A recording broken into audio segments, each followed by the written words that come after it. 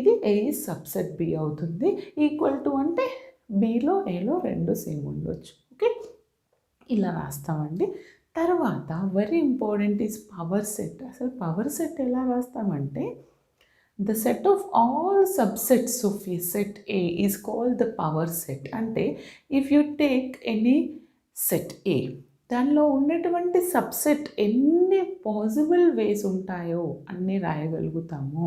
That is called the power set of A.